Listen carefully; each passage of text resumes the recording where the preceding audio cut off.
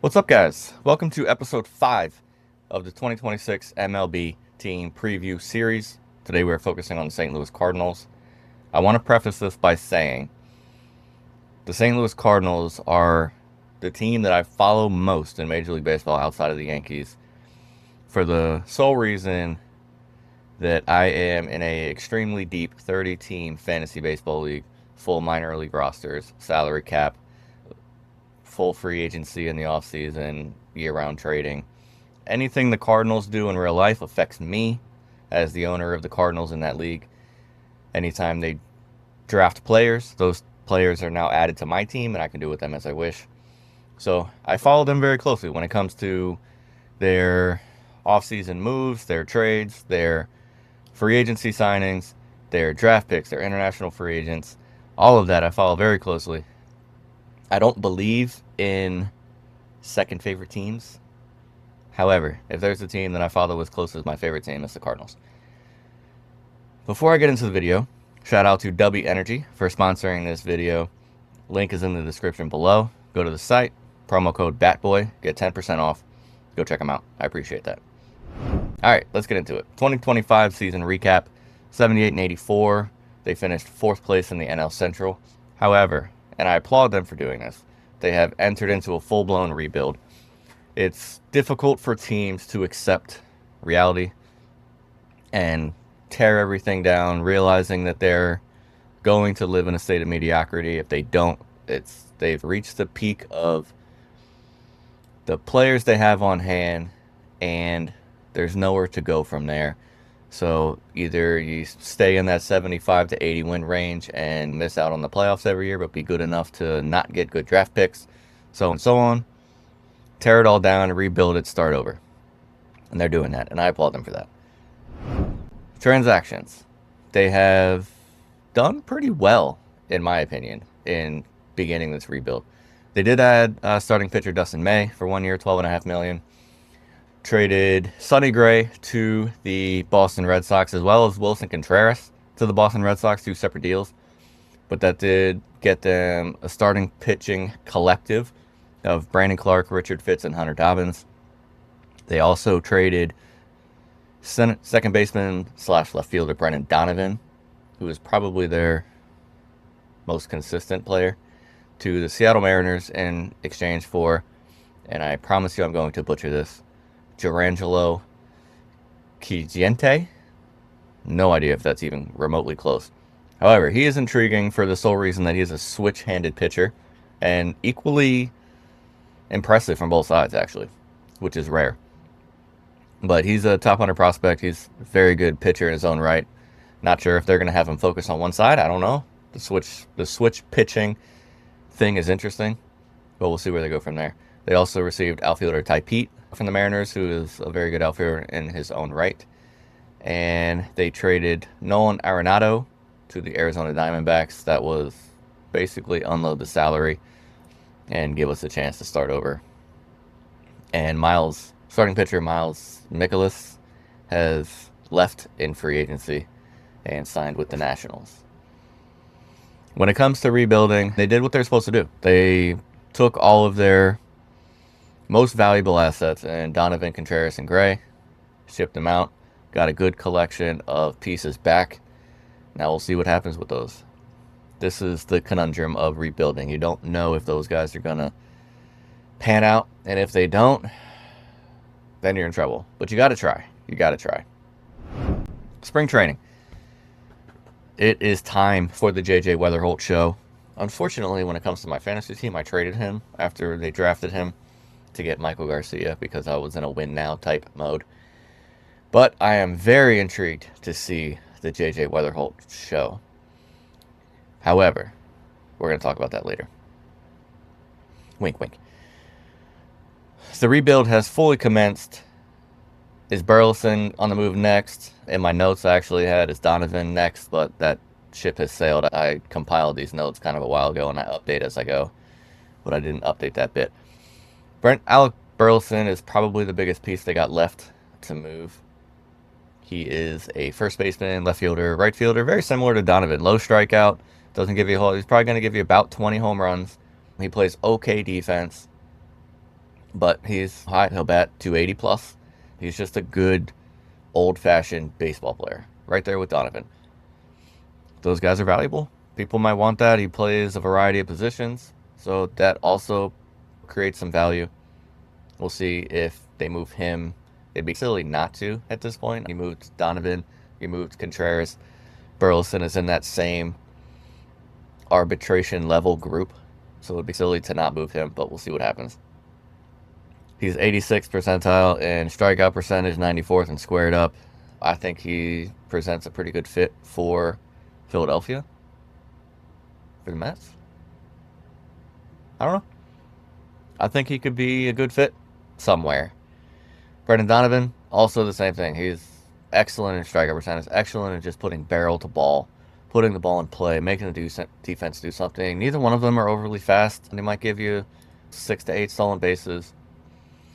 Nothing special in that range, but quality defense.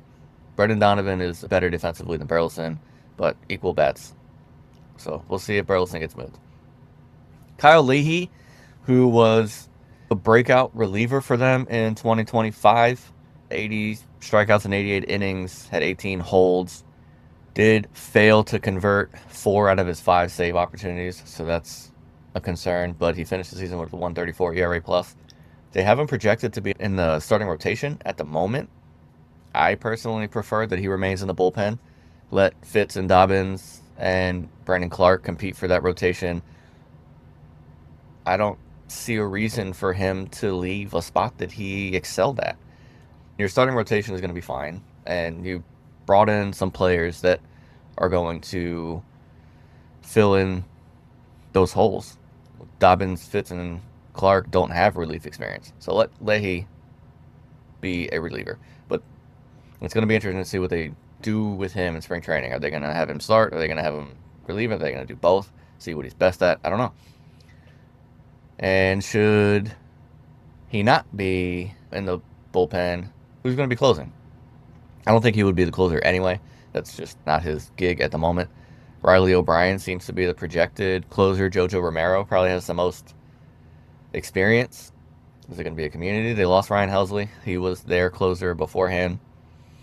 They could play the matchup game, being that O'Brien is righty and Romero's lefty. Don't have a set-in-stone closer. Just see who's coming up in the order for the opposing team. Match them up. We shall see. It's going to be interesting to see how they use them in spring training. Position battles. The outfield situation is not ideal, I will say. As currently constructed, you got Victor Scott in center, Lars Nootbaar in right, Jordan Walker, or maybe Nootbaar in left, Jordan Walker in right. It's not a great outfield. Burleson is probably going to be sliding in at first base at the moment if he remains on the team, because Contreras is no longer with the team. So Burleson's probably your everyday first baseman. The Donovan move did open the door for Weatherholt to slide in at second, assuming Mason Wynn is going to remain on the team at shortstop. Wynn's defense drastically improved at shortstop from 24 to 25. 2024, he led the majors with 18 errors, and in 2025, he won a Gold Glove. Good for him. He really improved that part of his game. And this team has a ton of guys that are just quality baseball players. You don't have anybody that's going to blow you away with power. You don't really have anybody outside of maybe Victor Scott that's going to blow you away with speed. But you got a bunch of good baseball players. The rule for this year was you got to get Weatherholt on the field somewhere.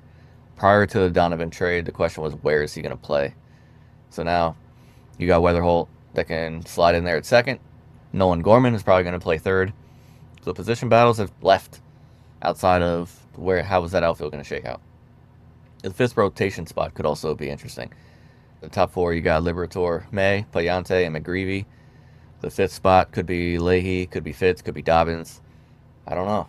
I really want Leahy to remain in the bullpen.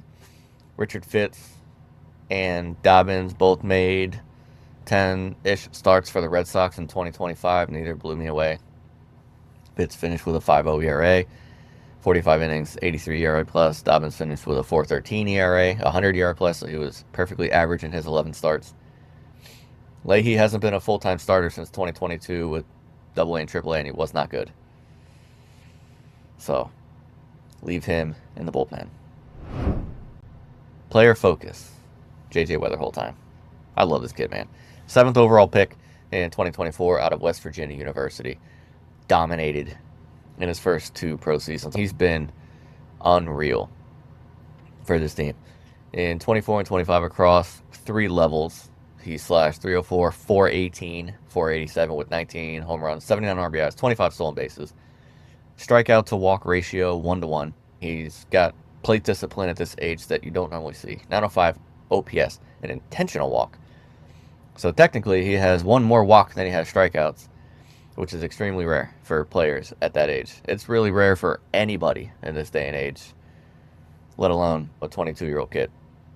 There's nothing else he needs to prove. He's ready. He's played second, third, and short in the minors. I think second is where he fits best, which works because that fits the hole at second base in St. Louis currently. He was drafted as a shortstop, but I just find it hard to believe that Mason Wynn is, unless they trade him. But he's not a guy that should be traded. I think he should be part of the rebuild. Burleson makes more sense to move, but that's not going to affect Weatherholt's position at all. May get some run at third base now that Arenado's gone. So you got Weatherholt that can play second and third, and you got Gorman that can play second and third. So just figure out who's better at which position and put them in there. So you got 2 people for 2 spots that can play both positions. Figure out which one's better at which, slot him in there. This kid is going to be so good. I can't come up with any reasoning for failure or for the inability to reach his potential. He's just the plate discipline at that age. The 418 on base percentage as a first-year pro player, 905 OPS. He can run. He's got power. He plays really good defense. There's not enough good things you could say about him. I'm really mad that I traded him in my league. It made sense at the time because he was extremely valuable. I was able to bring in a extremely good player in his own right, and Michael Garcia, that fit my timeline for competitiveness. But now that Weatherholt's probably going to be better than Garcia this year, let alone the future, you got some regrets. But it is what it is. He's going to be good. He's going to be fun to watch. I'm really looking forward to watching him in spring training. I'm really looking forward to watching him in St. Louis this year. 2026, going to be a rough year. But that's okay. That's the way rebuilds are supposed to be. I would like to see them move Burleson also. If you're going to commit to the rebuild, commit to the rebuild. So I would like to see them move him also and commit completely. But they've already begun, and I think they've done well in their returns for some of these guys. It's just this year you're going to have to find the people that you want to see. You're going to have to watch Weatherholt. You're going to have to see if Mason Wynn can repeat 2025. See what happens to the outfield. See if you can get a little bit of improvement out of the pitching staff. See if Payante is worth anything, or if that's someone that you need to let go, because he had a rough year in 2025 as a starter. It's very hard to find a spot for starters that strike out 5 guys per 9 innings. You put so much pressure on your defense when you can't strike people out at any sort of quality rate. And he's just not that guy. I think Dustin May was a good ad. That's somebody you can watch the Liberator. The bullpen is extremely young, and I think the bullpen is going to be really good. So that's something you can watch, but if you're looking for wins and losses, it ain't going to be good. That's all I got. Tomorrow, we will be out with the Cleveland Guardians. Again, shout out W Energy. Link down below, 10% off, promo code BATBOY. Give us a like, give us a subscribe, share it with your friends that you know are fans of these teams. I really appreciate it. I appreciate all the feedback. I love doing this. I've been having a lot of fun. Thank you guys for watching and listening and interacting. I really do appreciate it. All right, see you tomorrow.